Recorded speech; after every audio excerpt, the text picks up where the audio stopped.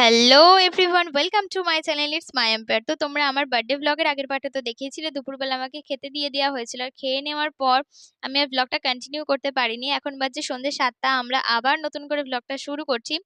এখন আমরা যাচ্ছি মিও আমরেতে। আসলে আমার প্রত্যেক বছর বার্থডে কেক মিও আমরে থেকেই আসে, তাই এই বছরও ব্যতিক্রম হচ্ছে না। সেখানেই যাওয়ার উদ্দেশ্যে বেরিয়েছি। আর হ্যাঁ, তোমরা হয়তো ভাবতে পারো যে এই অসময়ে এত লাইটিং কিসে। তো সেই প্রসঙ্গে বলে রাখি, আমাদের এখানে মা কালী পুজো হচ্ছে, সেই জন্য এত লাইটিং দেখ ভালো লাগলো, তাই তোমাদের সাথে একটু শেয়ার করলাম ছোট্ট ক্লিপের মাধ্যমে। এই পুরো ভিডিওটা দেখার জন্য অনুরোধ রইল। একটা ছোট্ট ভিডিও হতে চলেছে, কিন্তু ভীষণ ইন্টারেস্টিং হবে, তো একটু স্কিপ না করে দেখার জন্য অনুরোধ রইল।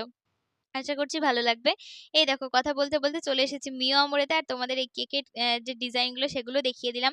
খুব সুন্দর লাগছিল, আর আমরাও সিলেক্ট করছিলাম যে আমার কোন বার্থডের জন্য কেকটা নেওয়া যায়। তো সেই জন্যই সিলেক্ট করা হয়ে গেছে আমার বার্থডে কেকটা। আর যেহেতু আমার আগের ব্লগে যারা দেখেছো তারা জানো আমার বার্থডে ছিল 14ই আগস্ট, আর পরের দিন স্বাধীনতা দিবস, তাই জন্য এত সুন্দর করে বেলুন দিয়ে সাজানো হয়েছিল। তো সেটাও দেখিয়ে দিলাম। এরপরে বাড়ি চলে আসি কেক নিয়ে, দেখি আমার বান্ধবীরাও চলে এসেছে এবং ওরাও আমার যে বার্থডের জন্য ডেকোরেশন শুরু করে দিয়েছে। বেশ কয়েকজন ছিল, আসলে তাদের সবার ক্লিপ নেওয়া হয়নি। তো আমিও দেখলাম যে আমিও হাত লাগিয়ে দিয়েছি, কারণ অনেকটাই রাত হয়ে গেছিল আর সব গেস্টও চলে আসতো, সেজন্য তাড়াহুড়ো করেই বার্থডে ডেকোরেশনটা করা হয়েছে এক প্রকার বলতে পারো।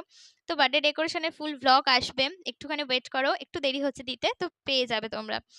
আর সাজানোর পর আমিও একটু সাজুগুজু করে নিয়েছিলাম। এই ছিল আমার ফাইনাল লুক। কেমন লাগছে অবশ্যই জানিও।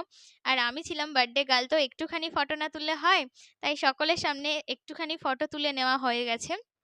তারপরে সমস্ত ফটো তোলার পর এরপরে সময় আসে আমার কেক কাটার।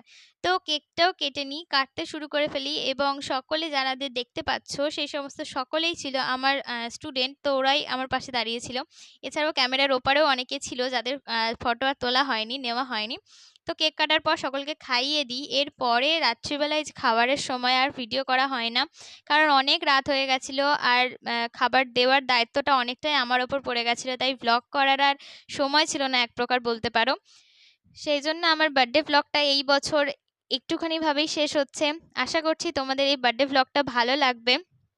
আর যারা যারা আমার বার্থডে ভ্লগের আগের পার্টটা দেখোনি তারা অবশ্যই গিয়ে দেখে আসতে পারো, আমার ডেসক্রিপশনে লিঙ্ক দেওয়া থাকবে। তো ইচ্ছা করলে তোমরা দেখে আসতে পারো। তো এইভাবেই কেটেছিল আমার বার্থডেটা। অনেক আনন্দ মজা নিয়ে আমার বার্থডেটা এই বছর কেটেছে। আমিও খুব হ্যাপি ছিলাম সেই দিন। তো থ্যাংক ইউ সো মাচ এতক্ষণ ধরে আমার বার্থডের ব্লগটা দেখার জন্য। আবার নতুন কোনো ব্লগে তোমাদের সাথে দেখা হবে। তো চলো আজকের জন্য টাটা। যতক্ষণ সুস্থ থেকো, ভালো থেকো, আর অনেক আনন্দে থেকো। চ্যানেলটিকে ভালো লাগলে সাবস্ক্রাইব করে রেখো নতুন নতুন অনেক রকম ভিডিও আসার জন্য। তো চলো টাটা।